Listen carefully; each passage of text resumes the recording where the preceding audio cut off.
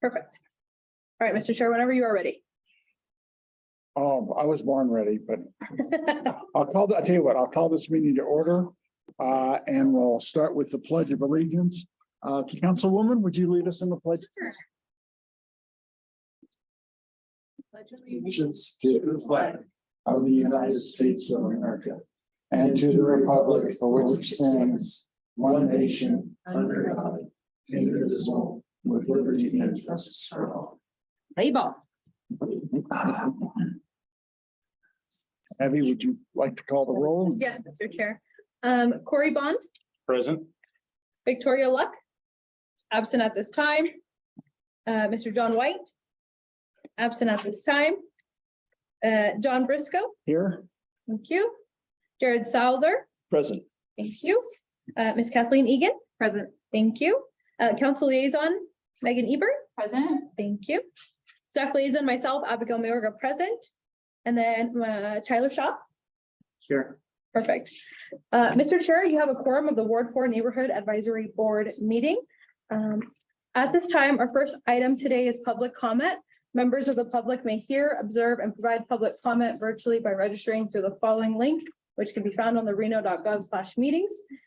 This is new, guys, so give me some grace, but it's AB 219, so we're trying it out. And the link, AB 219 correct. is what? It's making us ensure that the public knows how to access the meeting online. So Oh, I'll be reading the URL link.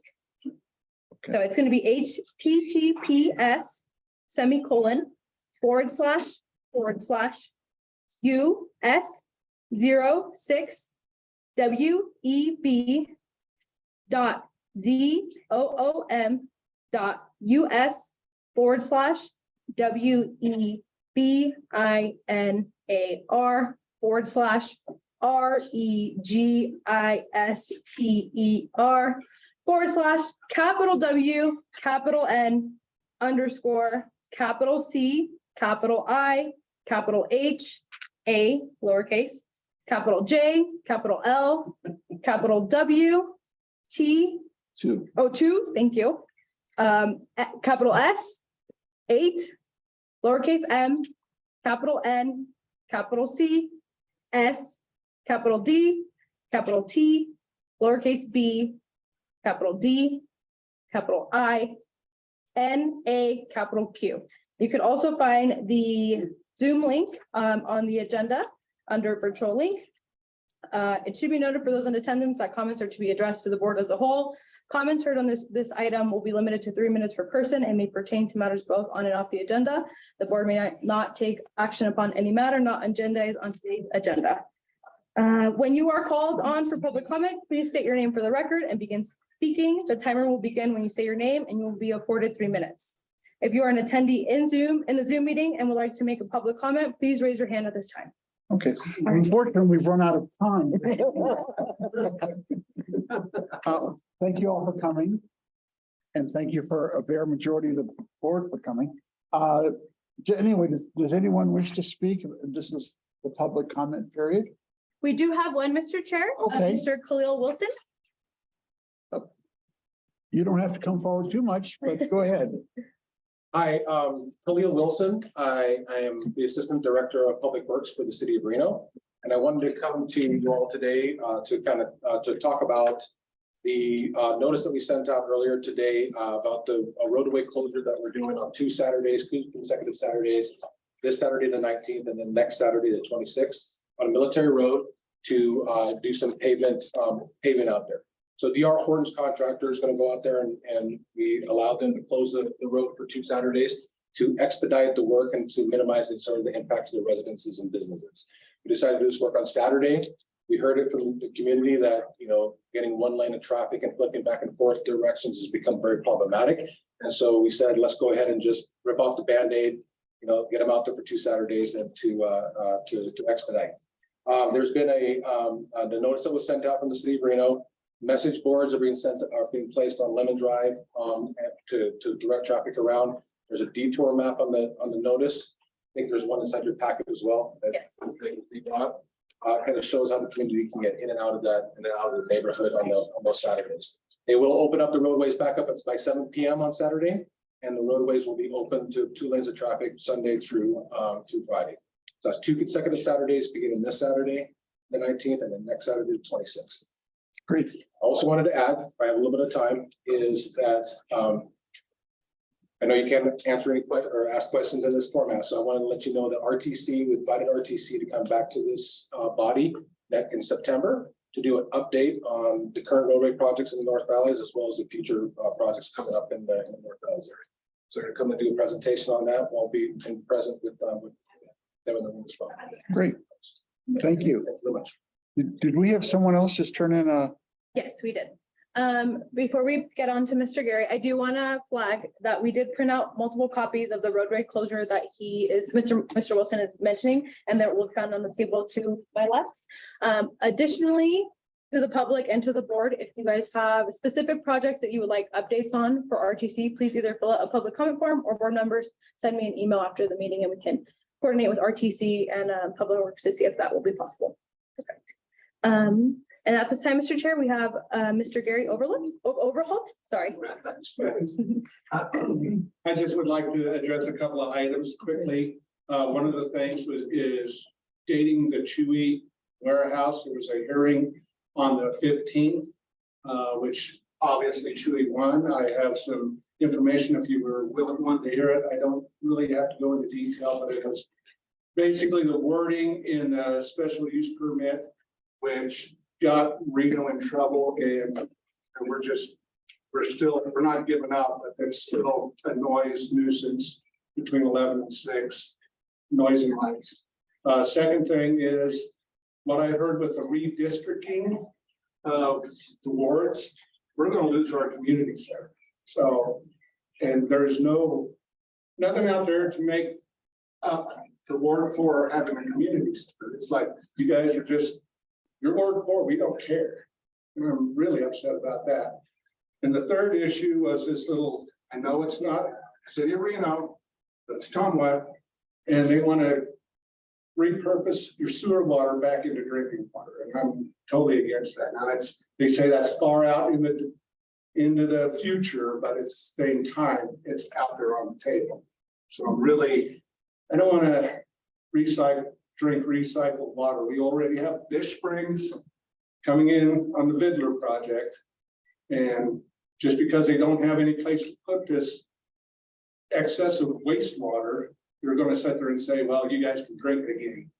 And I'm totally opposed to that. And thank you for my time. Thank you. Thank you. I just have a, Identify yourself. Blue Donnelly, Reno, a transplant here 5 years ago. I just have a question here in Public Works. Next to my property, there's an access road, the road closed, emergency zone. It was damaged because some teenagers sat on the fence and drove. Who was in charge of fixing that? So Khalil Wilson again for the record. So it's a maintenance access road for Public Works, or do you know what the maintenance access road is? I think it's Emergency access road. and it goes, believe it or not, it follows my easement down to the other end, which happens to be the county. So my end is. Mr. Chairman, if it's okay with you, I can get Ms. Hillman's name and number and contact information. Certainly fine with me. Picture of what it looks like. Okay, Okay. we need to get him to fill out, you need to fill out a card there and. Can you put all your give it to information? Abby. You can get that to Mr. Wilson. Okay, You can contact him. okay. Anyone else? Okay. That finishes. I do have an announcement to make. Before we move on, Go Mr. ahead. Chair, can I ask on Zoom if we have anyone to give public comment? Sure. All right. At this time, if you would like to give public comment and you're on Zoom, please raise your hand. All right, no one at this time, Mr. Chair. Okay, Last call for public comment. I think that's it. Thank you. Okay, by the way, in anticipation of this meeting, I reviewed the minutes for the last several meetings. And I couldn't help but notice, if you look at the minutes, they never identify who's speaking, which one of the board members is speaking. They always make reference to NAB members discussed. So, and then I discussed it with Abby. So as far as I'm concerned, at least for this meeting, Board members don't have to identify themselves. However, you do when you make a motion or second a motion, which there are 3 per meeting. Approve the agenda, approve the minutes and adjourn. And also at the end of the agenda, when you give your board, if you give comments at that time, you need to identify yourself. But if we're just having general discussion, you can identify yourself if you want, knock yourself out, but thank you. I'm not requiring it, so. Okay, and with that, okay, we'll get to the approval of the agenda. I'll entertain a motion to approve. Corey Bond, so move. Is there a second? Jared Souther for second. Okay. Any discussion? Hearing none, all those in favor say aye. Aye. Opposed, nay. Agenda is approved. I'll entertain a motion to approve the minutes. Jared Souther for the record. I'll approve a motion to approve the The minutes. minutes. Okay, is there a second? Catherine Egan, second. Okay, we've got to work together because I'm the chair and I can't make motions or second motions. So that just leaves it up to the 3 of you tonight. So Thank you. It's okay. Any changes or corrections, anything for the minutes? Hearing none, all those in favor of approving them, say aye. Aye. Opposed, nay. Okay, we've got A6, council liaison report. Councilwoman, do you have anything to report tonight? So at our last council meeting, we did have a lot of discussion and a vote on the new ward map. So we are getting rid of the at-large council member position. And we are moving from 5 wards to 6 wards. So the vote last week was to pick a map. So in that process, our ward will lose our only. I'm sorry, Megan, can I, sir, when our councilwoman is speaking, I can't hear, if you mind. Thank you. I'm sorry, go ahead. So we will lose our community center, and we mostly have our NABs here in this library, but when the library is booked, we have had our NABs at the Evelyn Mount Community Center. So we will no longer have that facility. I'm not sure where we will have our NAB meetings in the future. We no longer have that facility. I will be looking into that. We'll also be losing some of our parks. So we only have 5 parks in our ward going forward. I feel like this is a loss for our ward, but not a whole lot I can do about it. We are having another meeting this coming week where we do our final vote about it. So if you have any opinions about that, and you'd like to come and give comment, please do. Public comment portion of our meeting is at 10 a.m. next Wednesday. Other things to call out, as Khalil mentioned, projects on Military Road for paving, to address some issues we've been having with patch jobs due to construction going on, development happening on either side of Military. So that should help with a lot of noise we've been having and other traffic issues. And there was something else, and I don't have my note for that, so I apologize.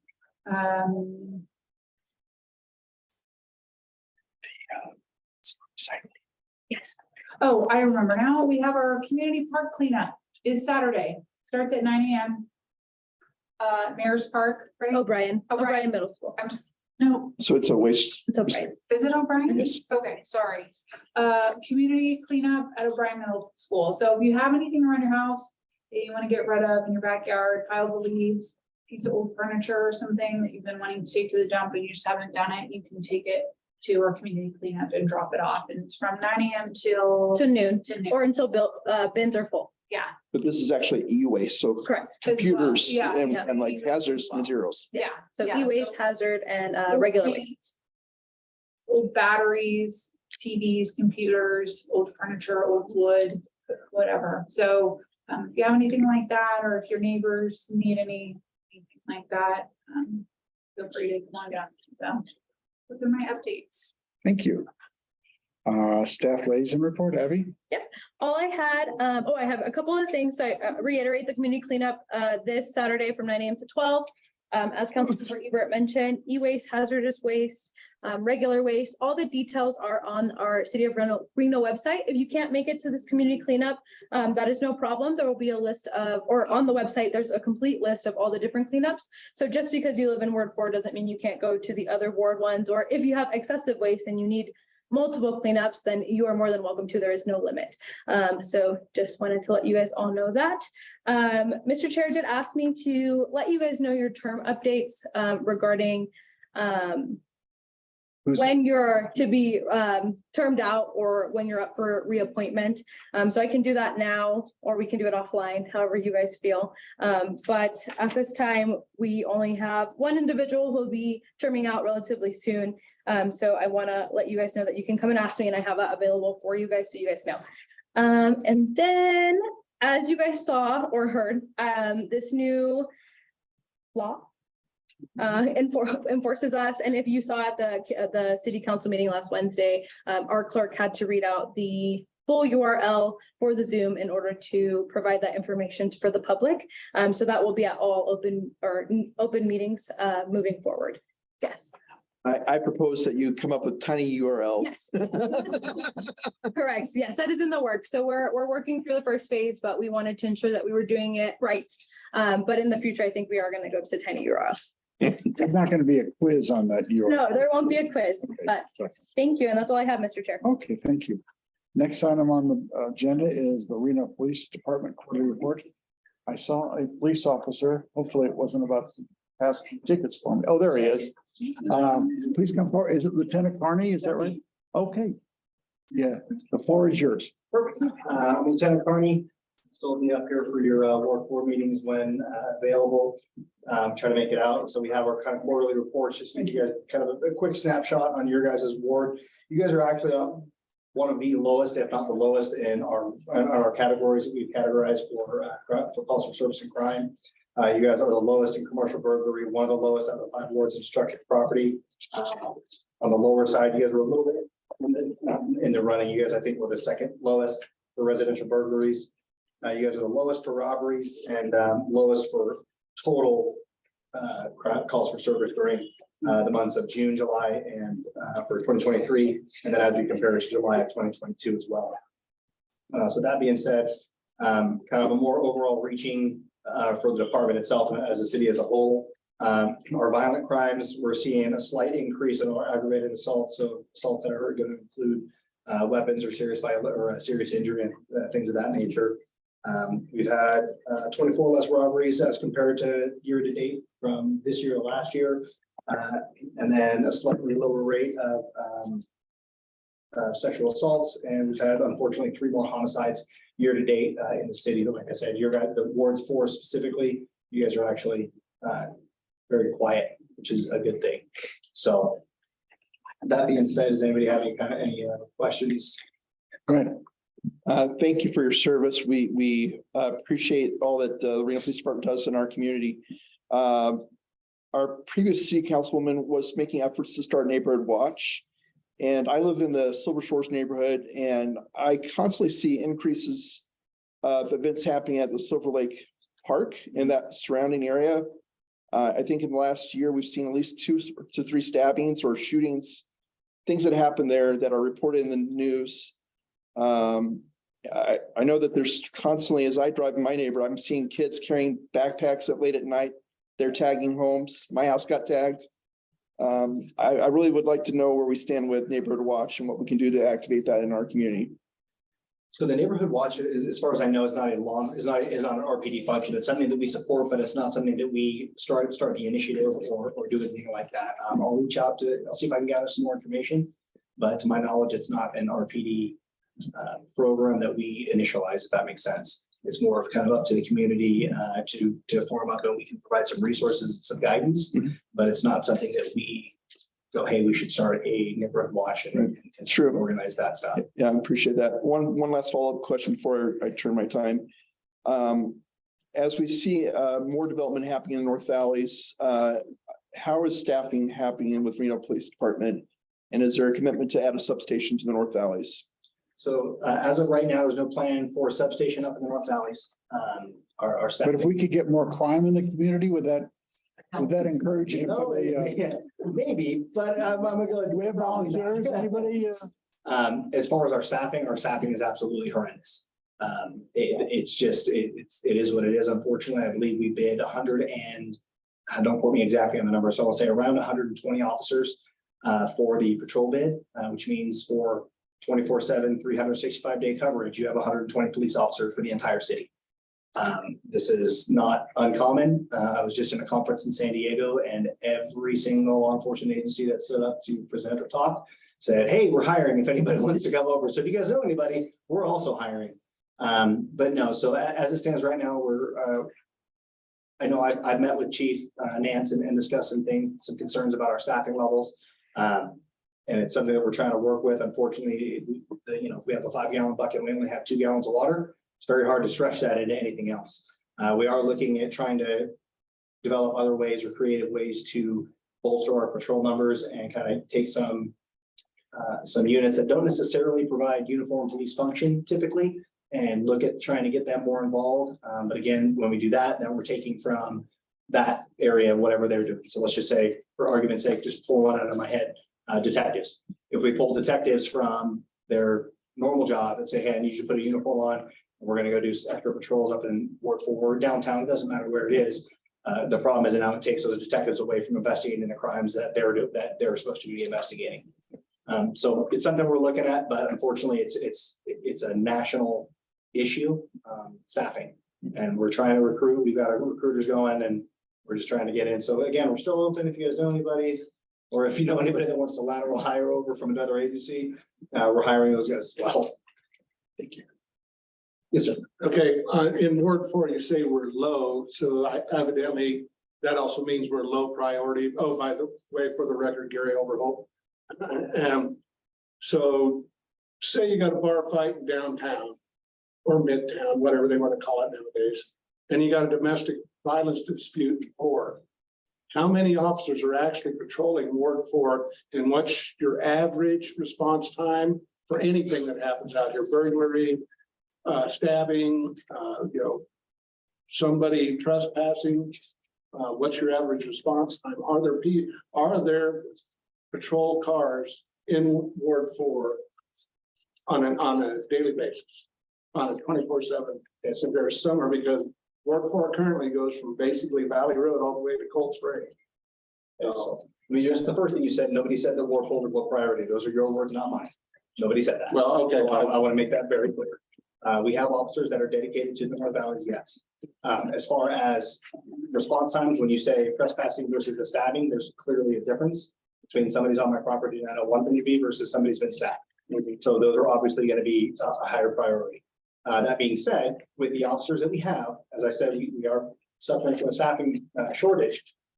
It's not like the North Valleys officers are prevented or prohibited from going to another district or another ward to help with officer service. So for example, last week we had a shooting downtown that sucked up a lot of our resources. It was a larger scene. It was a homicide. We had multiple people that were injured, so we had multiple resources down there. So what that does is it will draw officers away from all the districts to go over there. And then as we start kind of paring the scene down and are able to release officers, then they go back to doing what they were doing. As far as, hey, what's an average response time to Ward 4? I can't tell you what specifically to Ward 4. I can tell you that our average calls for service response time, so through a priority 1, something like a domestic disturbance, obviously stabbing, violent crimes, stuff like that, crimes in progress, we're averaging 10 minutes, and 76% of those calls are under 15 minutes. Our priority 2 calls with maybe like our unwanted subjects who are kind of causing a problem, like maybe being loud and verbal, but they're not, attacking anybody or anything like that. Our average is 14 minutes, and 56% of those calls are handled or from time received to an officer being there is under 15 minutes. And the same with our priority 3 calls. They're going to be like your vehicle burglaries, your cold calls, residential burglaries, stuff like that. We average about 35 minutes, and 15% of those calls are going to be handled under 15 minutes. And again, that's from call received to an officer arriving on scene. Okay, and once again, thank you for your service. I appreciate it. Thank you. Does that answer your question? Yeah, pretty much. Thank Yeah, you. like I said, it's going to vary. It's very hard to give you actual, hey, I've been Ward 4 on this street. Like I said, we're scattered like quails. No, yeah, and the North District as a whole is a large district. It's actually, I want to say South is probably our largest district geographically, and then North is pretty close, especially with everything the city's annexing. Thank you. All right, any of the board members have questions? No? Okay. Anyone else from the audience? Thank you, sir. All right, guys, thank you. Have a nice day. Take care. Next item on the agenda, presentation on the North Valley's Roundabout Public Art Project. Is Megan Bruner. I'm told you're the cultural manager for the city of Reno.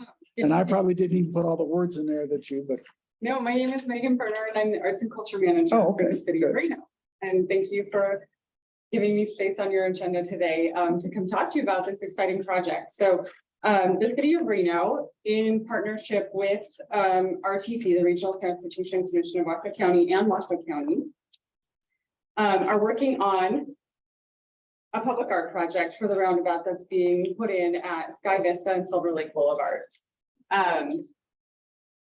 The roundabout is already actually, I think, in place mostly, and if you've driven along there, there's a big street widening and sidewalk widening project happening, and so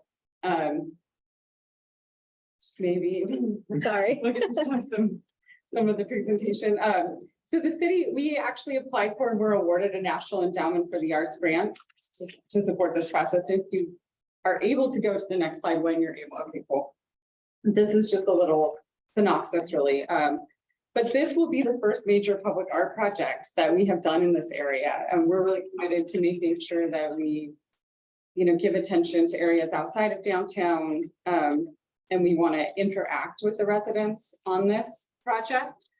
And so the first phase of this is supporting our public outreach and community engagement. And if you would click to the next slide, this is a really small map. I apologize of where this is, but North Valley's Regional Park is a Washoe County park.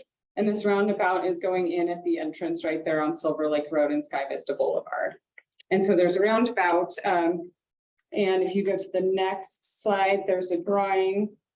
This is an early drawing of what that roundabout looks like. It will have some landscaping and then a pedestal for,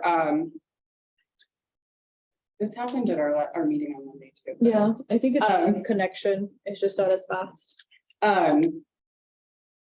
So we're looking at sculptural artwork that will go into this, but what we want to do, if you'll click to the next slide, is first engage with residents before we even put out a call to artists to see what you all want for your input. So input on the community, what your values are, what kind of, uses you use the park for perhaps, and things like that. And then that will go into call for artists, which will come out of this initial community input process. Once we get artists applying, we'll select 3 finalists with input from the community. And then we will actually bring the artists into the community and you will get to interact with them if you so choose to talk to them about your ideas. And then they will come back with proposals for artwork and you'll help us select a piece of artwork for that artist to develop. This process will take about, if you want to go to the next slide, our timeline, we're looking at having the artwork installed by May of 2025. So it's almost a 2-year process. These things take a little bit of time because we want to give time for the artists to, come into the community, get to know you all, and then create something based on that. So I think there might be one final slide. Oh, yes. So we have a community input survey that we've just put out. We'll make sure that We'll send it. the links get to Abby so she can send them to everybody. And then we have just put them out in a newsletter and them going out on social media. But we would really love for people who actually live in this area and will be, interacting or seeing the artwork on a more regular basis to participate. So, and then the next slide, there's contact information, but I'm happy to answer any questions that you might have. but whatever eventually sculpture that's chosen, will that be permanent or will that be a rotating thing with other sculptures coming in from time to time? It will be permanent. It'll be permanent. Okay. Yes. It will be built for the space. Or any, yeah, go ahead. Let's first go ahead.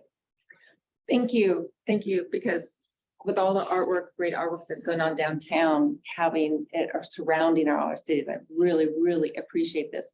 My concern is, and this isn't your job, but it's the planning job, is the safety. I have been around it. We have a lot of traffic there. We have a lot of kids that walk unaccompanied because they go to the splash park, they're going to the soccer fields. And my concern right now is even without the art project, I'm waiting to see the finished project for crosswalks, flashing lights.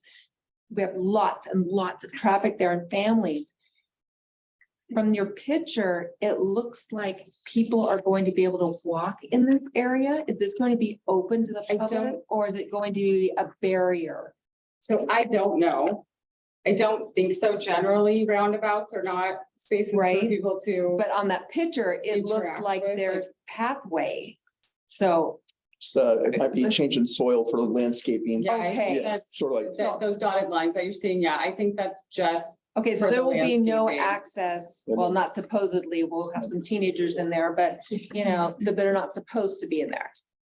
yes. No, Okay. I'm pretty sure most cases, when I've seen this and we've done our work in other roundabouts in Reno, the crosswalks do not, Okay. go to the center of the traffic circle. this is sort of being like your crosswalk area right here, Exactly. probably further out that way. Yeah. So I did it. It's a little scary. I'm really concerned about the safety, but it's great that we get some art out here. So any other Thanks. places you can think of, we would love it. The murals, you know, we've got lots of bridges, we've got lots of Great. areas. So please, when you're looking at how to expand, Okay, we will definitely. think of us. yeah. Think of us. Thank you. Go ahead. Karen. So when I think of artwork at roundabouts and things like that, it's for calming, but also adding to the aesthetics of it. What would you say your budget is for this project for the art? So we're aiming for $125,000. Is that how much the grant was from? No, we got $35,000 from the National Endowment for the Art. We have to match that, but we're gonna More match that than- more than that. And then actually we received a community development grant from Washoe County for $15,000. Just a follow-up comment to that. I love art. I love it. For me, I get kind of disappointed with how much is being spent by NDOT and other entities to add artwork to the road where it could be given to schools, children, places that will impact more than just driving by and seeing it. We wanted to develop a community that enriches people's lives, but I think building better roads is more important.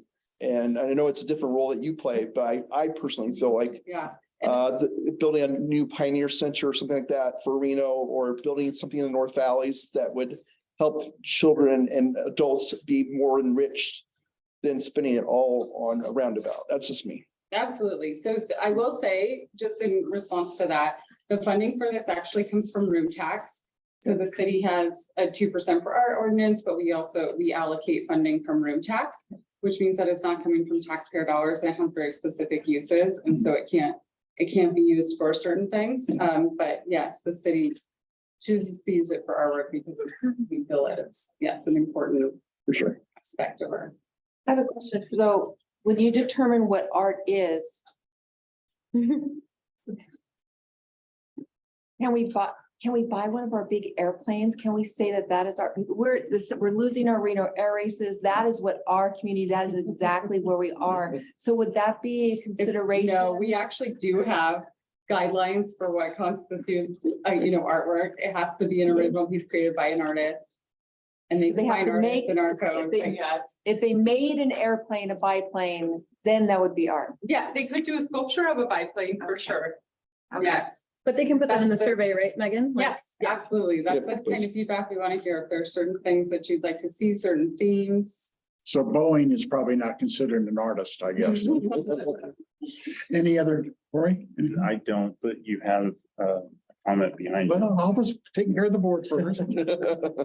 Okay, anything else from the board? Okay, Thank you. go ahead. Gary Overholt for the record. You say this was an endowment? No, we have a grant from the National Endowment for the Arts. Thank you. Yeah, So the city of Reno will own the roundabout. yes. Okay, so whatever artwork goes in there, and who's gonna take care of it once it's completed? Because we're out here and like everything else, it gets overgrown and cheatgrass and Canadian thistle. Yeah, Who is going to yeah, maintain? so it's gonna maintain those two, no. Arts and Culture Department, the city of Reno will What, be. once a year, Yeah, we'll have, there's a lot of snow in the north valleys comparative to downtown. And I'm just wondering who's paying for the, upkeep of this roundabout. the roundabout itself it will be the city of Reno's to maintain. The artwork will be Arts and Cultures, but still city of Reno's to maintain. Okay, any other comments, questions? Thank you very much for coming. Oh, Any yes. comments on Zoom? Oh, One quick question. How much was the grant for again? So we received $35,000 from the National Endowment for Okay, the Arts. thank you. okay, Comments on Zoom? okay. Anybody from Thank you. Zoom land no? Okay, thank you. We'll go to B3, presentation and update regarding parks, recreation, and open spaces. Planned by the Parks and Recreation Director Nathan Elliott. Yeah, Did I say that right? nailed it. Oh, thank you. Okay. I'm gonna just drop this stuff off here and then I'll try to give everybody in the crowd a better view by stepping over here. Mr. Chair, if I may, please. Sure. For the record, Corey Vaughn. Nathan, first of all, congratulations on your appointment. Thank you. I was great friends with with both your predecessors, Andy and Jamie. So congratulations on your appointment, sir. Thank you. Thank you. Appreciate it. I'm happy to be here. So Nathan Elliott, Parks and Recreation Director for the record. All our clerk friends would get after me if I didn't say that. So thank you for the welcome and I am happy to be here. Been here about 4 months. And a big part of what we've been doing for the first 4 months is trying to finish up the Parks, Recreation and Open Space Plan. As you mentioned, a transition. It's been something that as Jamie's been kind of going into the sunset on her retirement, there was a desire to kind of wait a little while to let a new director come on. And so that was a little bit longer than probably people had hoped, but I'm here now and I think we're really close. So I want to present to you this website, which is kind of our last effort as a part of the process to bring public comment and public input and review to the plan. It is a 250-page, just, can't even put it down. It's so fun to read. Are you going to read it to us tonight? If you want. Was it Andy Warhol? Did he read what is it, Great Gatsby and stood up and read it in front of a bunch of college kids? That's how you feel. So it's got a lot of information. So we tried to make it a little more digestible through this website. And it talks about, so we'll go through on the left side if you can scroll down. Thank you. So it talks a little bit about the plan. There's a little video about Parks and Recreation, a little rah-rah at the bottom there. Talks about kids. There's some of our current programming guides that we have. So we can go to the next link, but that's just a little update, who we are as a department, what we're doing now. And then on the next link, the planning process. This will take you through what the process has been over the last almost 2 years. From initiation, vision, guiding principles and goals, developing the plan. And we're kind of in those last stages now. We've asked for public input.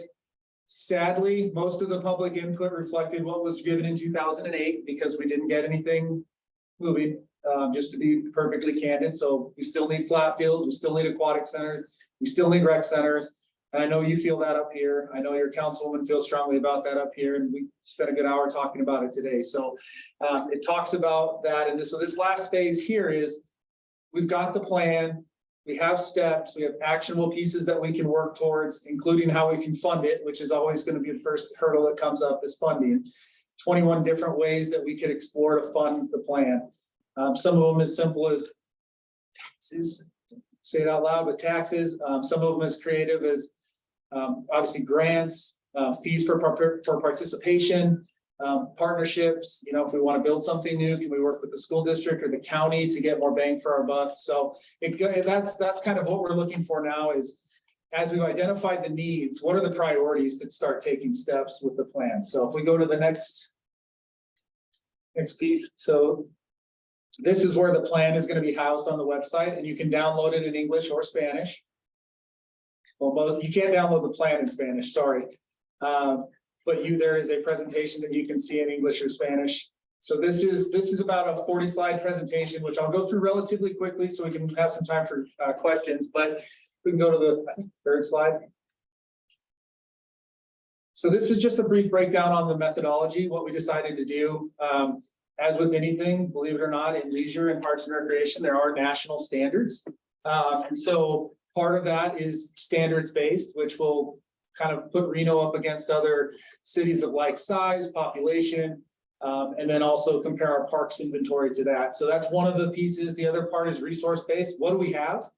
What do we need? What do people use? And then that's the other part is demand. So if nobody here wants Jazzercise Studios, we shouldn't build Jazzercise Studios, even if the national standard is 10 Jazzercise Studios for a city our size. It's relevant, right? So yeah, no one's really rollerblading anymore. So building a specific rollerblading facility might not be the best move. But what has come in the last 10 years? Pickleball. People like pickleball.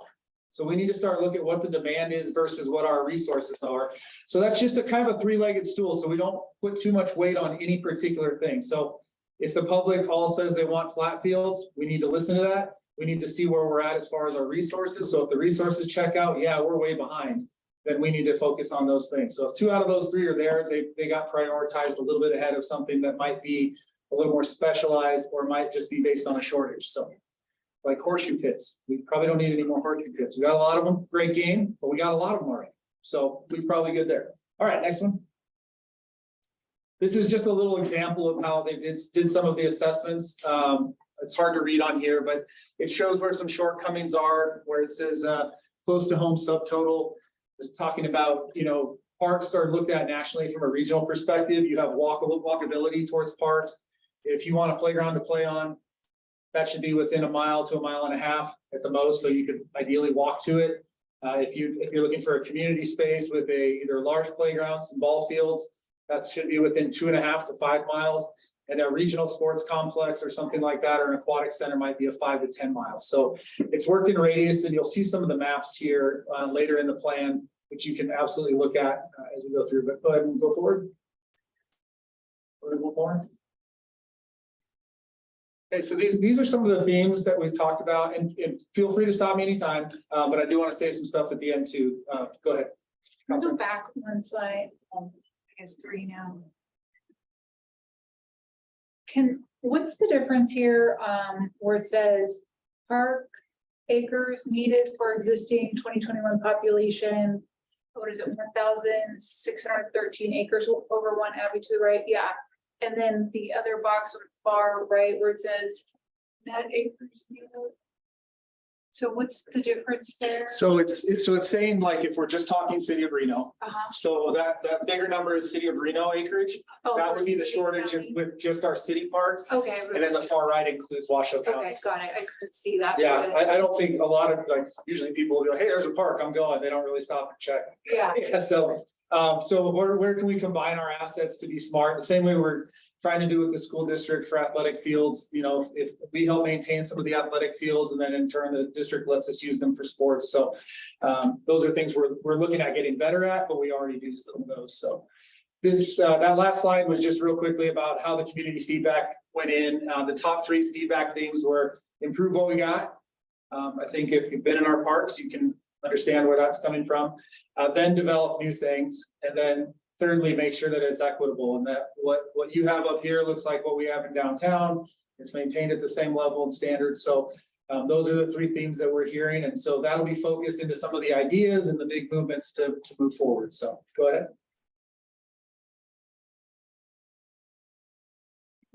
Keep going. Little vision statement. So these are some of the large goals. Number 1, identify funding. If you go into the 250-page document, there's a good chunk of it is about, we know what we need to do, how are we going to pay for it, and what gives if we make those changes. So that's a big space. And so the next year and a half, ideally, if this gets adopted in about a month or so, that's going to be my job, is to walk those ideas down the path. We like this one, don't like that one, pursue this, leave that alone. So council will have a lot of opportunities to have input on where they'd like to see us go for funding opportunities. It's not going to be as simple as just fund parks, because you heard our friend with the police. Public safety gets a lot of attention, and rightly so. So us having a dedicated source, as you may or may not know, I'm sure you know, in 2008, our budget was just decimated. We had a $25 million budget then. And we have a $15 to $17 million budget depending on capital right now. So as you all know, nothing got cheaper in that time. So that the current money we have doesn't go near as far as it would have back then. So it's not just an $8 million cut. It's quite a bit more than that when you consider inflation. So you can see some of conduct repairs, expand activities, provide active stewardship of natural resources. One of the challenges, we have a ton of open space that Parks and Rec oversees. You know, some of our trails get overgrown because it's just, even if we had the time to inspect them, then how do we work and get the work done on them when we want to take care of our parks too? So having a real open space plan and work for partnerships on that, more than just throwing some goats on the hillside, which is good, but it can do more than goats. I think there's something else that eats grass. So, all right, next one. So general recommendation, access for all, kind of like we talked about, multi-generational activities. I think that's a real bang for the buck idea. Like as we talk about park improvements, what are multiple generations playing? You know, bocce ball is becoming popular across generations. Pickleball is, flat, what's it called? You throw beanbags. Cornhole, yeah, cornhole is very popular across generations. So we want to look at those things as we can make incremental increases and improvements to the park. You'll hear me mention it a few times, like when your house, if you can make that small improvement in your house, it starts to feel new. Like if you put backsplash in your kitchen feels different, it feels new. So we want to start bringing some amenities to the parks that already exist while we work towards solutions to build more parks. So obviously our urban forestry and shade canopy, man, when you're under a tree in a park, it's a pretty good feeling. So we want to make sure that's the case in our parks along with the rest of our roadways and open spaces. So keep going. So these are the big five, again, coming from those big three. So these kind of all build on each other, finance, sustainability, and ways to fund the parks, improving existing development parks, developing and activate the Truckee River. I think that is an investment that will pay us back if we can get our downtown to a place. And I think this is a consistent message from council and from our leadership, is that if we can get the downtown bringing money in, that all makes that rising tide will float all boats. So lift all boats, sorry.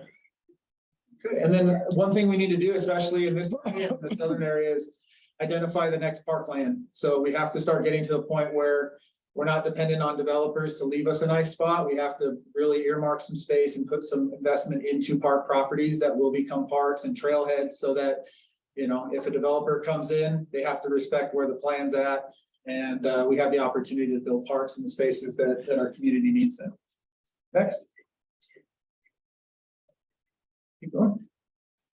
So these tabs will kind of lay out the options and some things there. It's in depth in the actual document, but some highlights on here, considering municipal bonds, you know, that's how we got Moana Pool, you know, making those big choices to really put a statement in that we want parks. Putting in a park and open space plan and an impact to see that we have that as a department, but I don't think a lot of people think of Parks and Rec when it comes to, hey, there's all this space between development, who takes care of that? A lot of that falls to us. So that's something we need to make sure that we're clarifying, that if we're the ones to take care of it, this is what it's taking away from our parks, or this is what's not getting done because of that.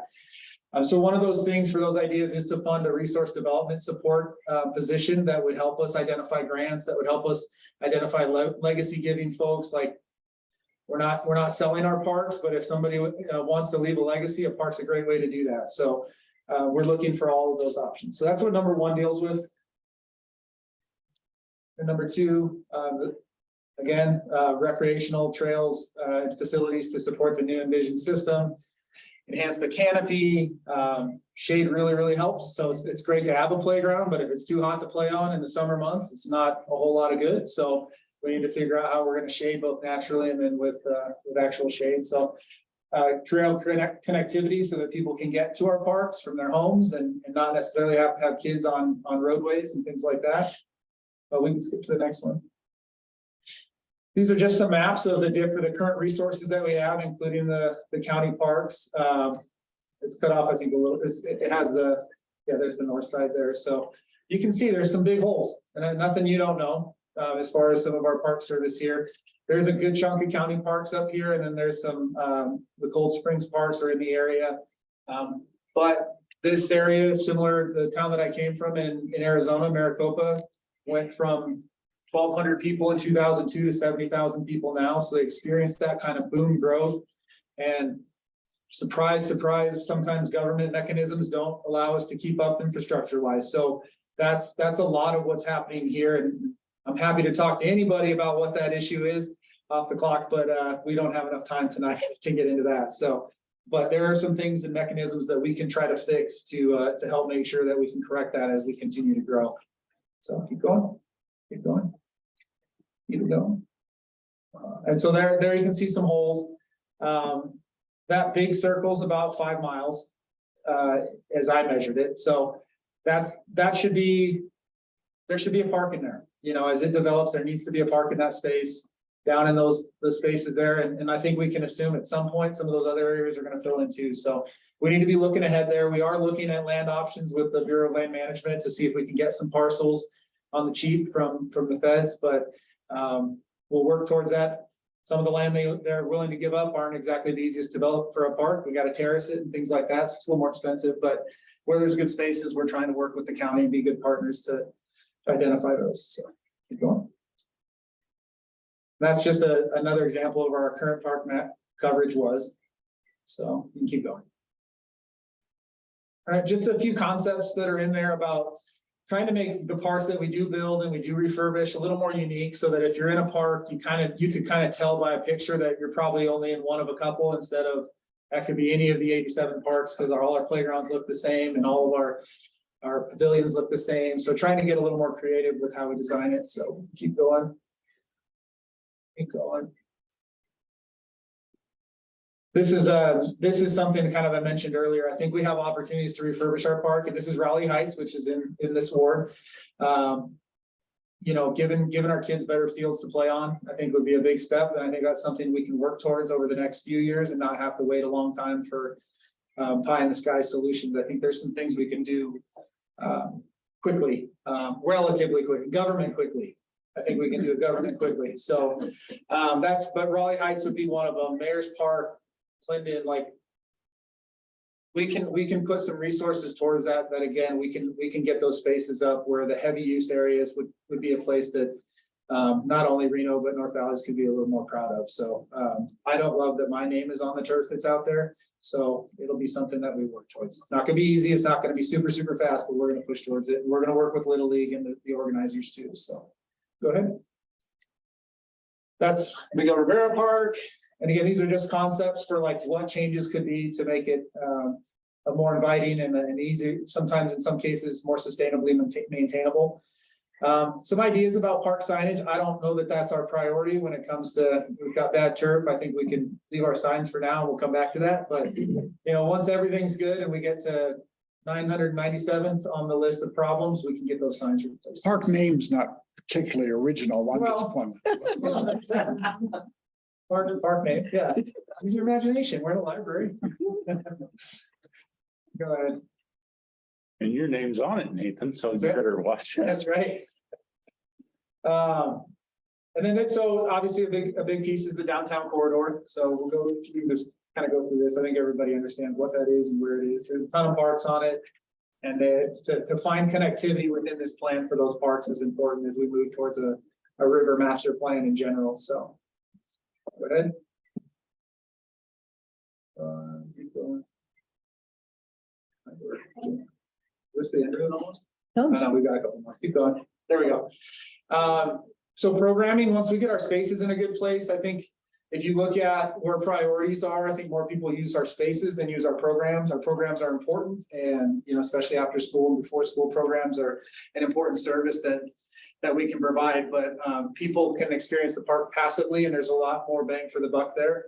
So after we do that, though, we want to make sure that we're doing things that would be expected from a city, providing good opportunities for athletics, fitness, you know, aquatics. Those are things that cities need to do, and we need facilities to do that, of course. But once we have those, we want to make sure that we're bringing those spaces, those opportunities for people to connect. That's the part I love about this job, is just seeing how much we are the same when it comes to seeing our kids play together, to seeing friends for the first time in a space that we don't get to see them for a while. I think COVID really showed us that. So those are the opportunities we want to look for as a part of that goal as well.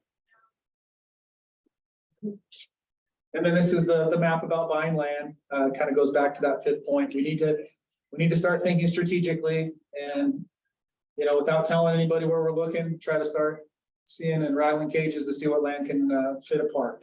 You know, my perspective is as development comes in, let them build the tot lots, let them build the smaller parks, and let's build big regional spaces that really bring the community together and are going to cost a lot more, but then are also going to be a better bang for the buck when it comes to maintaining the spaces. If we have a bunch of 1 acre parks, it costs quite a bit more than it would be to have one large acreage park. So, all right. Go ahead. Just talk about that. So that's just a quick run through. Obviously 250 pages. There's a lot more to it. There's a ton of data that talks about how we got to some of these decisions. On the website here, if you go to the next page, share your ideas. There is an online survey, and if you don't mind, just go ahead over to that. We can also get paper surveys if anybody wants that. I've brought business cards. This has a QR code or a link. So if you open your camera, it'll take you right to it. So go ahead and go fill that out. It's on reno.gov/engage.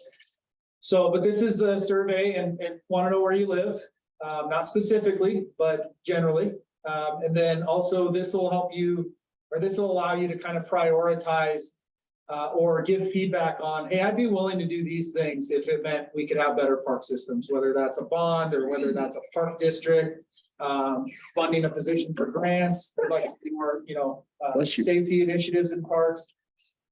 And then the next space is, no, that's the funding one. I'm sorry. What was the top one? Was that? Like your priorities. Okay, yeah, so that's your priority. So putting all 4 in there, what are your top ones? So is it about improving the space? Is it about acquiring land? Is it about creating additional programming? So, all right, go down. And then just what are your favorite spaces in the parks right now? And what do you think we need more of? So that allows you to highlight, I think, 3 of those. Yeah. So we'd love to have all of them, but it's important to know that where are we going to take our first steps? So, space. All right, and what do you use on the Truckee River, the downtown spaces? And then what is interesting to you for programming? Is it events? Is it educational programming, fitness? What are the spaces used? You can click all 7, but I'll guess your top 3. So we're just testing to see how good we follow directions and if we need more education programming. So that's a joke. All right. And then the type of parks you feel is most needed in the city of Reno. I probably spoiled that a little bit with what I think is important, but I'm just one guy. So on to the next one. And then I think it's just some general feedback as well. So anyway, so we've had about 400 people respond. I'm going to all of the NABs this month, and the ones that got canceled, I'll go to next month. But we're trying to get this done so we can get to work. Again, we finished the plan in 2008, and I don't think we accomplished much off of it, partly because of the recession, of course, but then I think also if we don't move quickly on ideas, then I think they get stale and they sit on a shelf. So the other thing that we're definitely going to do different, as long as I get to stay here for at least 5 years, is do an update every 5 years. We can't let it sit there and just assume that what we thought 5 years ago is the right thing to do, or 15 years ago is the right thing to do.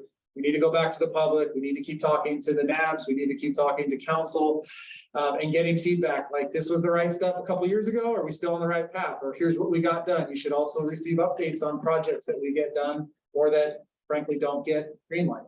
So I hope you will see me a lot more as we start to bring some projects into the parks in North Valleys. I think there's things we can do, and I think there's people who want to help do that. So I'll be back, I promise. Write it down. It's in the record on camera. Promise I'll be back. So anyway, open for questions. Anybody on the board? Yeah. Mr. Chair, Corey. Nathan, can you give us 2 quick updates? One on the tennis court upgrades with pickleball on Plumas, and the other one, I understand it's not yours specifically, but I saw something the other day on Moana Pool. So just from a park and recs perspective, just give us an update on that. Sure. I'll start with Moana. We had a topping ceremony yesterday, Okay. and that will be a part, so about halfway. So about this time next year is when we're slated to open. So I think the actual date's the 24th of August. How they guess that, I don't know. Santa's predicting a baby's birth probably. So we're shooting for that. We're doing it by weeks. But it's going well. It's a CMAR project, so it's got to be on budget. They guarantee it. So unless there was a big oversight on our part, it'll stay on budget. So that's number one. On the tennis courts, they started doing slab work.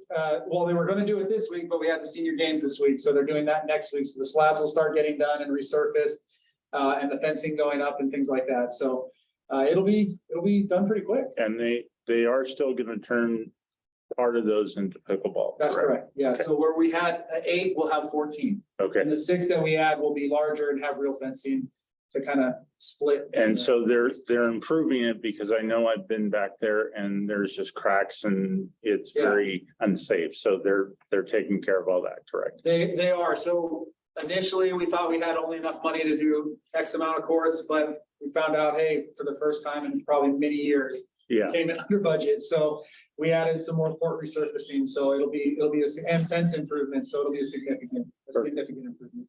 thank you, Mr. Chair. Right. So, No, go ahead.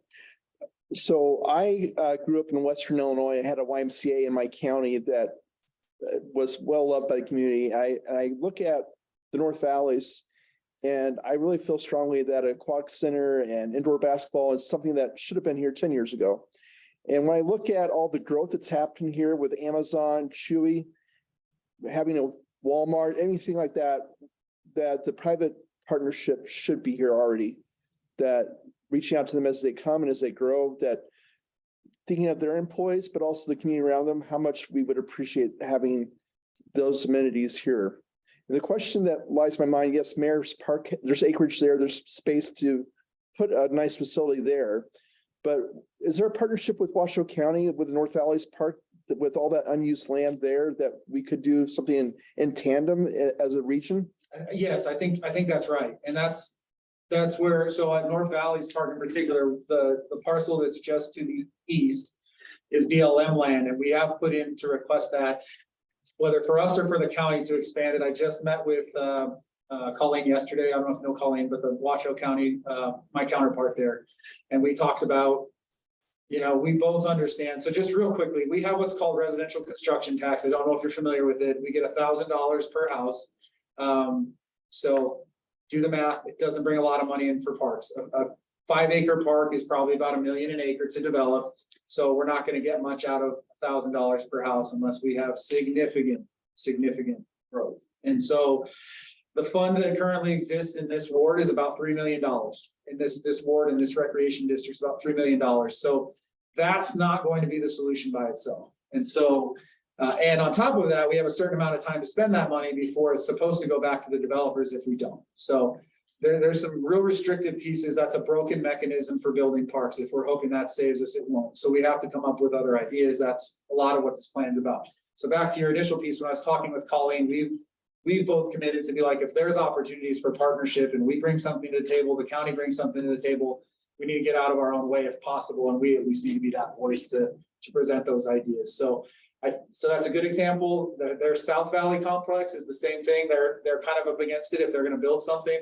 And then the thing about RCT is it has to be spent, which makes sense in the district it was raised. So they have their own RCT fund. There's one in not Ward 3, but in the districts 3, 4, and because you guys are 2, so 1, 3, 4.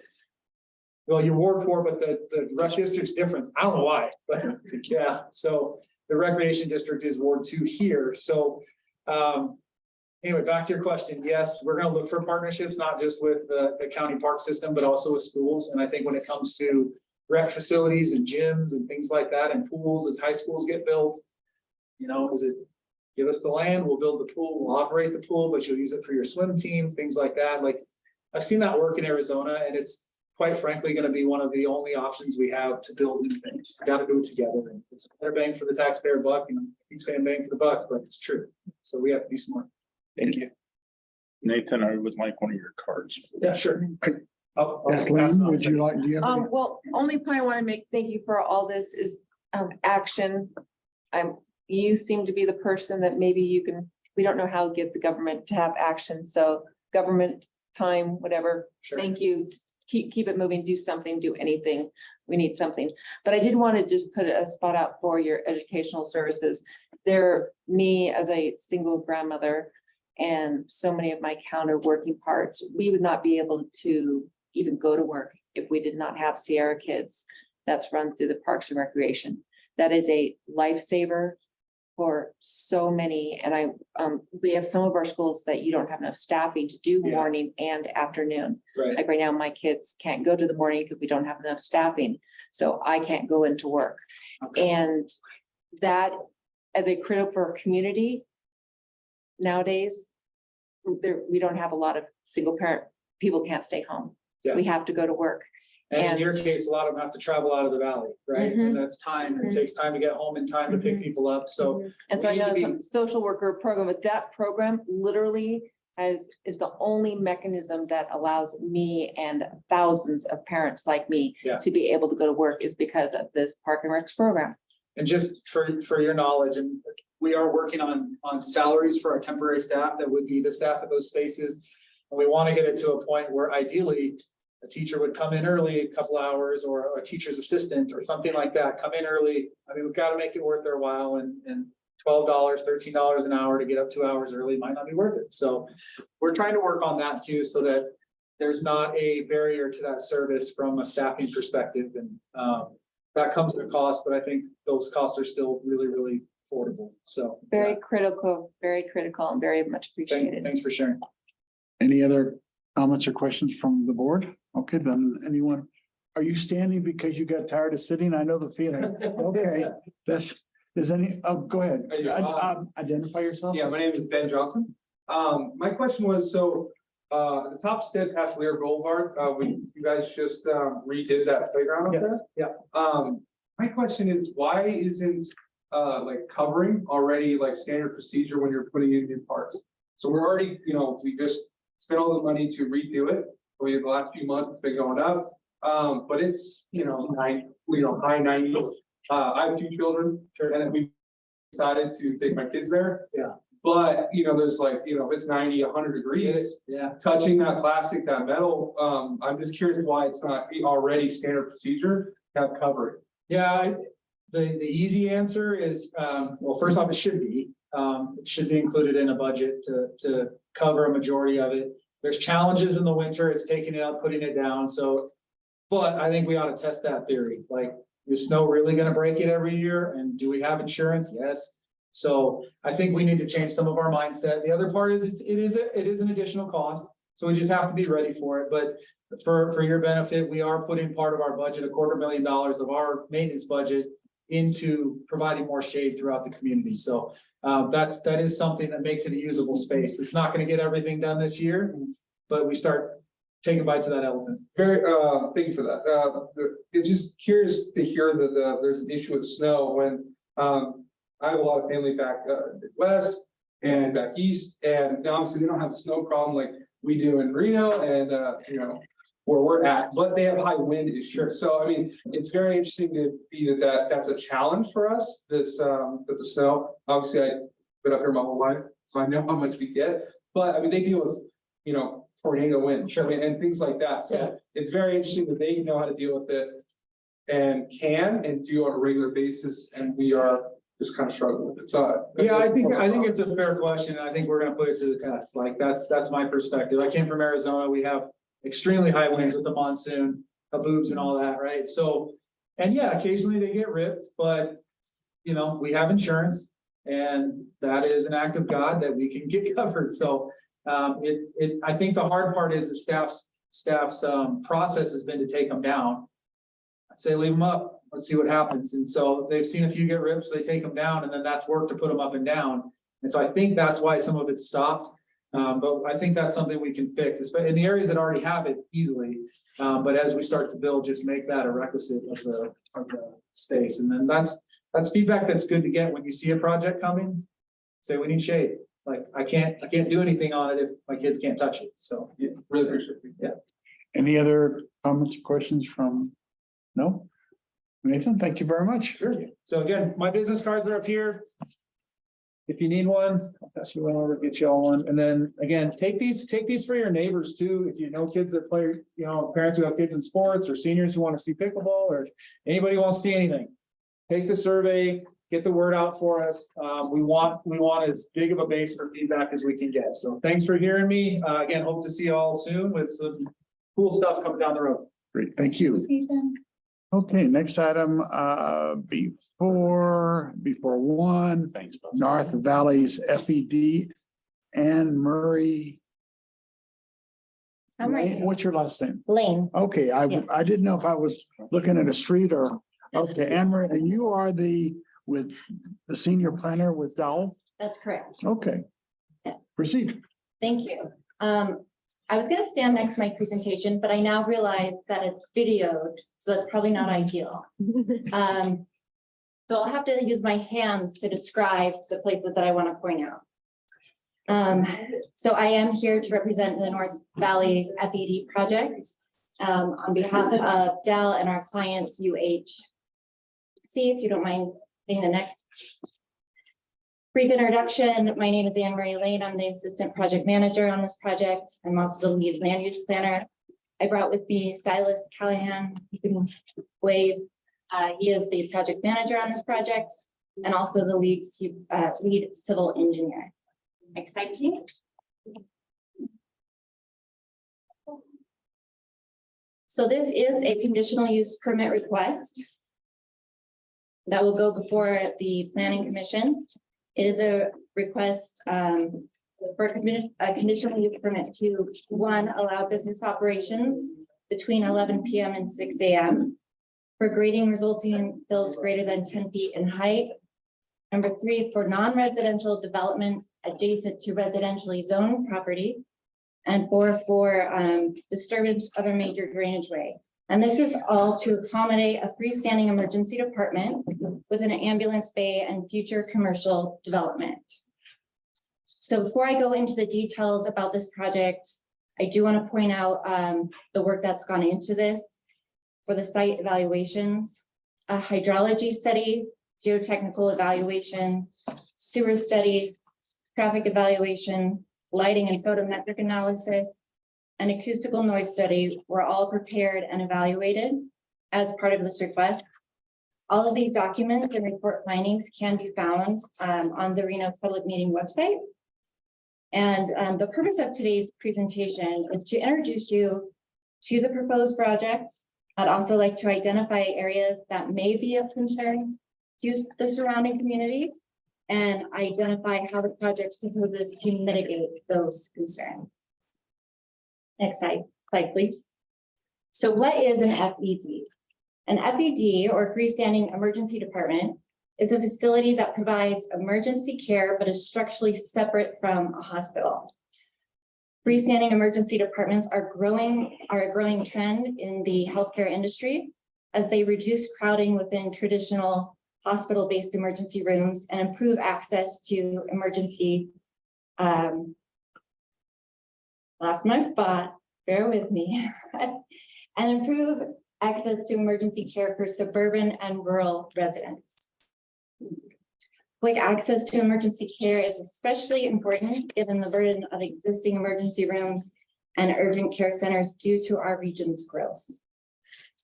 The proposed facility will operate 24 hours a day, 7 days a week, and will have several treatment and examination rooms.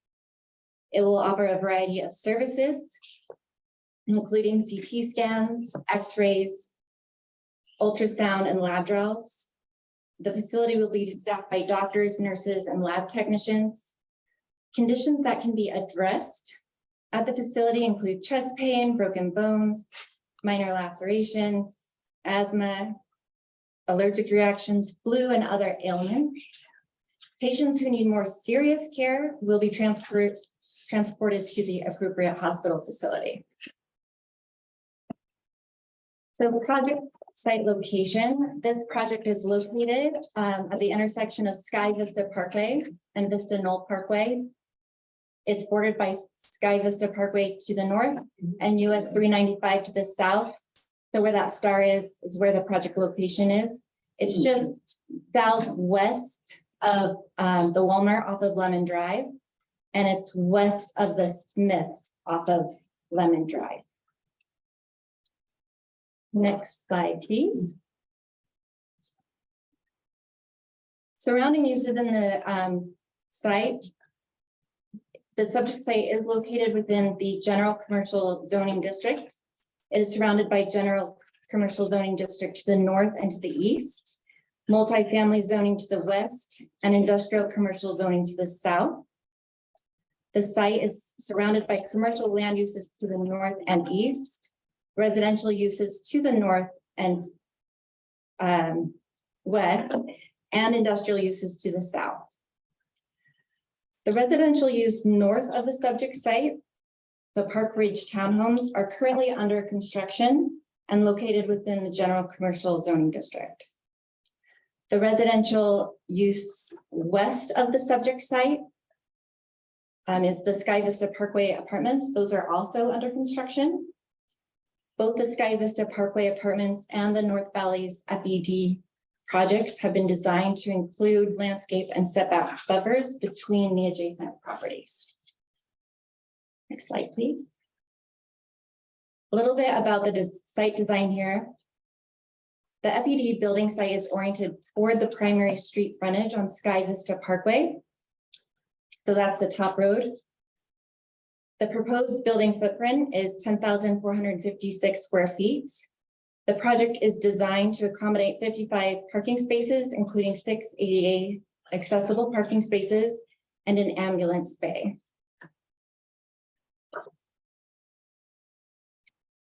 Next slide, please. No access. A break in the median on Sky Vista Parkway, again towards the north, will provide access into the site via a turn lane. The driveway exits will be restricted. You can see a little right hand arrow towards the top as it exits the site. The driveway exit will be restricted to a right turn lane only. So traffic exiting the site will only feed east of Sky Vista Parkway. Peak hour vehicle trip generation estimates fall below the thresholds that require a traffic impact analysis or a traffic entry and access study. The additional peak hour traffic will not impact roadway capacity. So next slide, please. This is where I really wanted to use my hands. Okay, so I want to talk a little bit about residential buffering. The lakes at Sky Vista Parkway adjacent to the west of the project site. This is an overlay of their proposed project because it is under construction currently. But I wanted to be able to portray the distances. So the closest portion of the proposed FED building to that property line, the black property line in between them, is 116 feet. The distance between the proposed FED building and the nearest adjacent Sky Vista Parkway apartment building is 260 feet. The building to the south that I identify with the 184-foot marker, that is a Sky Vista Parkway storage building, and that is located at 184 feet from the proposed FED building. So I'd like you to take note on this picture of the driveway access next to the FED building and the driveway access adjacent to the apartment buildings. So the residential buildings and the FED building will be separated by 2 access roadways, 2 landscape buffers that include trees. So there's landscaping on both sides of the property line, and an undeveloped drainage way. Next slide, please. Parking and signs. So this site design orients parking away from the adjacent residential use. The only parking spaces that would potentially have headlights facing towards the residential use are located on the east side of the proposed FED building. And so therefore they're screened from view. There are no proposed signs that would face the residential apartment complex to the west. Next slide, please. So noise, let's talk about noise. The primary residential impacts associated with the proposed FED building site would be noise generated by ambulance service and the use of an emergency backup generator. An environmental noise assessment was conducted to ensure compliance with City of Reno noise standards. Approximately 1% of patients that utilize standalone emergency departments arrive by ambulance transport. Most patients that utilize standalone emergency facilities arrive by car. The noise assessment concluded that project generated noise exposure expected to satisfy the City of Reno noise level criteria at property lines near residential use. Next slide, please. Building design. So this is what the proposed building design will look like. The primary street facade includes wall plane offset, windows, and a distinct change in texture and color of wall surfaces. The entrance canopy that you can see at the front is designed to engage the entry vestibule, which is at a distinct angle to welcome guests into the facility.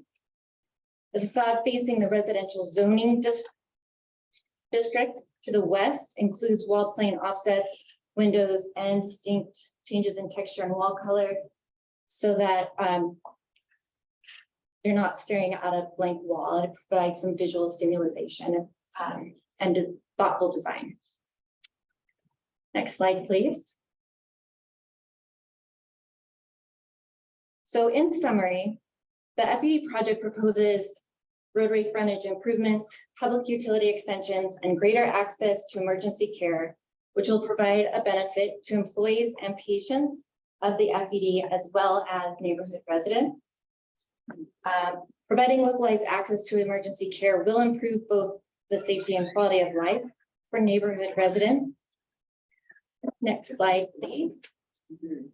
It is my sincere hope that I was able to address some potential concerns that the community might have. And that I was able to portray how the proposed FED project will be a benefit to your community by increasing access to healthcare. Both the project engineer, Silas, and myself are available if anybody has questions. Thank you for your time. Thank you. Board members, any questions or comments? Okay. So going back to the map of the property map and the entrance right there, that'd be great to talk about. I heard that there was going to be opening in the curb. Can you clear that by, like the medium is, I'm sorry. So I'm going to bring our engineer up to discuss that. That's okay, Silas? Yep. Fine. Yeah. Yes, Cyrus Callahan for the record. So coming off Sky Vista Parkway, right now they are currently doing all that work, as I'm sure everyone realizes. It's fun, right? Yeah. We've already considered that into our design. With that proposed project, they are putting in a new median. We are going to take a piece of that median out, allowing a left turn lane. That left turn lane is primarily there to assist immediate access into that site, which is also why we felt it not necessary to have that left turn out.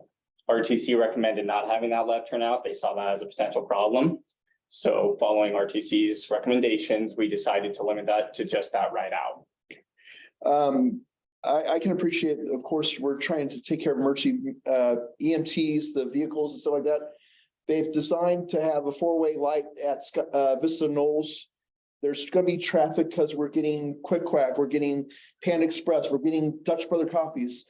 Is that why you're choosing to ask for that medium to be removed and not use the light for? Because again, 1% ambulance service. And this also does have an access that will connect to that development as well. Yeah. But this site covers that it's probably at least several hundred feet of frontage. Coming down from that intersection, it's got quite a bit of distance as far as the intersection standards. And because of that, it could be difficult to navigate through that area without having this second access. People are going to come in here and wonder why they're driving all the way up to this other street potentially. I appreciate that explanation. I guess, again, we've without having a dedicated turn lane, it impedes traffic trying to go westbound towards that community. And what I think each of us that's in this room realizes that the RTC did not create a large enough widening of the travel path. There's not enough right of way to allow it. So it's nice to have landscaping, but I feel like having a turn lane would be better and to allow 2 lanes of continuous traffic to continue on west and not impede traffic behind. Now, you're gonna say, Jared, there's not a lot of traffic.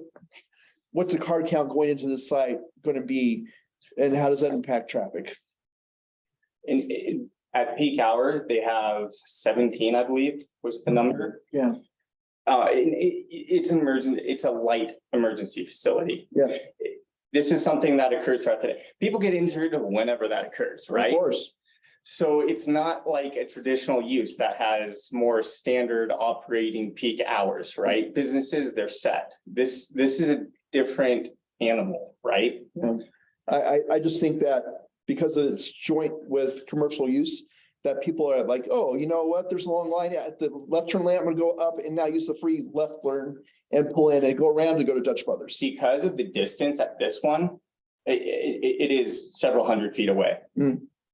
People going into Quick Quack Car Wash would have to make a major detour to get down to that other one. Psychologically, there's a chance, not everybody, some people might do it. It depends on how long those lines are, right? Yep. That is a very tough thing to nail down because people constantly change in patterns. Yeah. Well, thank you for sharing. I think the only other question that I might have is that there would be no room or any possibility that a helipad would be used in the parking lot. Because Absolutely not. Yeah, thank you. Okay. Any other questions, Corey or Kathleen, anything? Okay. Anything? I have one question. Oh, I'm sorry. Go ahead. When you said that you wanted to do a presentation to meet our concerns that that we were going to address, and then when you came to the part about traffic, you said that there was no need to do a traffic study. So Reno has a specific standard set in code. So a traffic analysis was done. There's a traffic memorandum. So traffic was looked at. Peak hours were calculated. What I'm referring to is that the peak hour threshold for what this type of facility predicts does not meet the threshold that requires those additional studies. So yes, we looked at traffic. So traffic is huge. This in and out and working with RTC, this is a cluster. It is already a cluster. We've lived here through the cluster of the original. This, what you're designing is a cluster, and I know you're very smart and you have the ability to work with RTC that this design is a cluster and you can't fix it 5 years, 10 years from now, because there's not going to be any more space. And I You have to absolutely fix it appreciate that. now. This is the time now to fix this. And it comes down to any recommendations, and we work with all of the agencies, RTC, whatever their guidance is, we make sure that we communicate with them. I've already contacted them several times to make sure that any items they have or see as required in there are addressed. I think you could use your smarts to look at what could be improvement of knowing that how the traffic is going to be impacted with all of the developments like you showed. Well, and it's That's- very tough right now because they're also putting in the additional lanes. We don't know how that is actually going to mitigate some of that. Hopefully, it is a better situation. But the turning lanes, that is something you could need to address now because you're not going to be able to change it later on. And this is what everyone complains about is you do your project and then you leave. And then we live here going, why didn't they design it better when they had the chance? So Well, this is your opportunity. And it's tough on their operations too. And this is a group that is very dedicated to this community. They work here. They also have to go in and out of this facility every day. So they appreciate that as much as, Because we need it. Citizens. We need these. yes. We absolutely need this, but this is your one shot to this turn lane and only turning right. So thank you. Thank you for your effort. Anything else from board members? Anything from the audience? We have a hand here. Gary Overholt for the record. Now, you guys are just the construction phase of this, is that correct? Planning. We're in the planning phase. Okay, so you do you have any other of these facilities in the immediate area? Not immediate. There is one located in Northwest Reno, off of McCarran and Mayan. There is also one located in Spanish Springs. Right. Off of Del Toro. I'm aware of that one Yeah. also. Okay, so I'm a fan of these. I mean, personally, I have used them. I have 4 children. I love what they have done with these facilities. I am not waiting several hours for stitches. I am waiting still a couple of hours because it's just busy, but as a model, they are great. okay, was the second half of my question. How have the neighborhoods responded to these facilities? I mean, are they being used? Are they? And the other question I have is, are you having an ambulance that is actually based at this facility? That's Remza, and Okay. they don't base any ambulances at any specific Right. facility. They are located throughout the community where it makes sense to have that response, right? And they're very knowledgeable. They know how to deal with it, especially areas like this. I know a big concern that often comes up, ambulances, those are noisy, you're on the freeway. They are trained to know how to deal with residential areas. They turn off those sirens. They make sure they are not interfering with those communities to the fullest extent possible. I would also like to add, Silas mentioned that he's utilized those. I'd like to give another example of utilization. So, something like blood clots, right? Once you've had one, you're prone to them all the time. Well, the only way to tell if you have one is if you had an ultrasound. Currently, Renown has like one walk-in clinic that has an ultrasound machine. And it's really hard to get in there. So if you have that concern, the first thing they do is they send you to the emergency room. That's a lot of emergency room visits for somebody that is prone to something like that. So it just expands access. Okay. Yes. I have a question. Ben Jones, is my name. I appreciate, and I think these are great things for our community. The access to healthcare is close, that's where we live, is the best that we can have, but there's, I guess it's more the operational of these sites. I guess it's, my question is towards how much they cost and as a, person going there for stitches, like you were saying, for your children, or ultrasound, like you were saying. There's probably a lot of people in our community who don't have a health insurance. Is that something that they still allow? I know you can't not help somebody at like hospitals if you don't have health insurance, but is this I guess I can't articulate it very well. For profit or nonprofit is what you're Yeah, trying to say? yes, yeah, would be where I'm going with that, because if it's something that is a very expensive service that our community, I don't think so, a very rich community up here. And I would think it'd be a deterrent if going to the site would be very expensive, or is it a better than and cheaper than going to, let's say, Renown or St. Mary's? I can tell you what I know about the clients in the company who are bringing this proposal forward is that they do extensive research on the location and they're very strategic about where they place these facilities. They place them in facilities that they see in need, given suburban or rural communities and the distance between that. And so I'm confident that they have researched that aspect and that this facility will be used. I can't speak to the costs associated with attending because I'm representing the planning phase of That makes it, sense. not operation. And if this company accept Medicaid, for example. Yeah, that'd be a big. So I'm happy to follow up, That'd be with my client and be and interesting. submit that information. Oh, Northern Nevada Medical. Yep. Yeah, they accept Medicaid. Okay, thank There you. we go.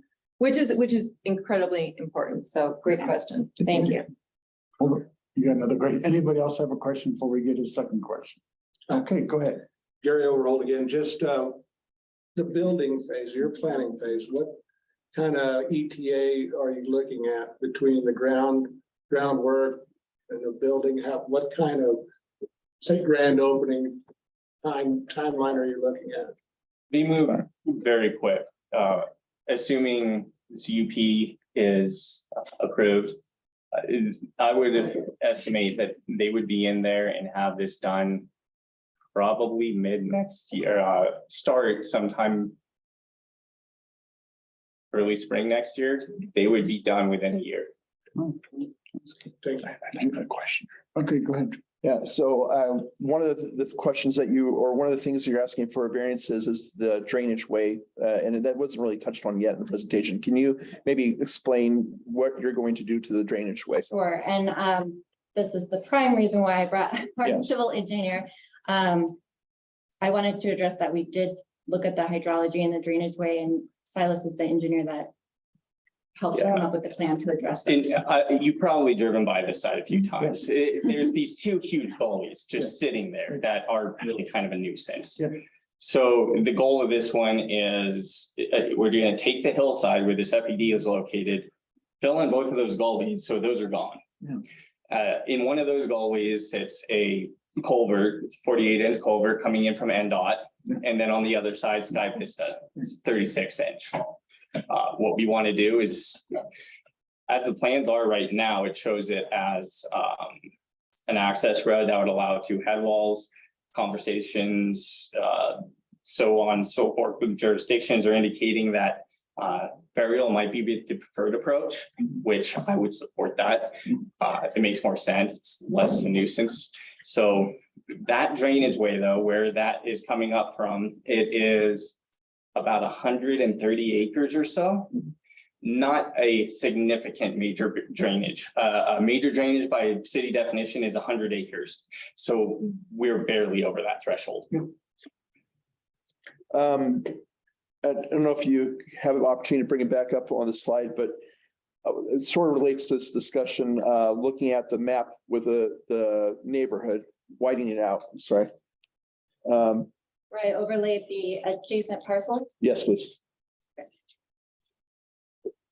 I believe it's one slide up, maybe. One slide to the. There we go. Is that what you're after? Well, in the red zone for the area, so a couple more slides up, it was probably closer to the top presentation. Oh, the project site, one or two more. Yep, there we go. So again, you look at what's called the lake at Lemon Valley Apartments, that's gonna go all the way to that. Up above, in the yellow, they're building more homes. The red zone in the GC right there, that is I call it a super pad. They've elevated a pad. And at one point, they were supposed to put more like townhomes / homes there, the same developer. That is the northern residential use that I was referring to. And then we look at Vista Knolls. There's a developer that's got plans to build like 200 homes and 300 apartments above Walmart as well. So we see all this, and then you look at on the other side of the Lake Lemon Valleys, all the houses in a new elementary school plan for there. So I look at traffic, and I just want to bring that in perspective of what will the neighborhood look like in 2 to 5 years. And I guess, again, we recognize the need for it, and we respect that they're investing in our community. When you look at that very corner of Vista Knolls, there is also a bus stop right there. So, and that bus stop wasn't built wide enough. I'm just talking traffic again. I'm sorry. They are fixing that with those widening. Yeah. They're moving that thing around all over the place. Because they know the pavement's there. They've already moved traffic over, but it's a short bus lane and it's not giving enough easement for in and out of that pocket. It's my thought there. And that's why I was concerned that you were bringing, cutting the medium and not directing traffic to the light. That's my closing comment on that, I guess, but thank you again. Okay, last chance. Okay, thank you very much. You're welcome. Thank you. Thank you. Thank you, board members. Okay, item C, board member reports or announcements. Does anyone have anything they'd like to announce or share? No? Okay. Item D, future agenda items. Does anyone want to suggest to staff future agenda items? I've had an opportunity to visit with a member of the Lieutenant Governor's office a couple times in the last week. And I also met with our Congressman Mark Amaday at an event at the chamber about a week ago with Miss Megan as well. That was kind of neat to rub shoulders there. I've expressed concerns about the NDOT 395 improvement project and at their planning.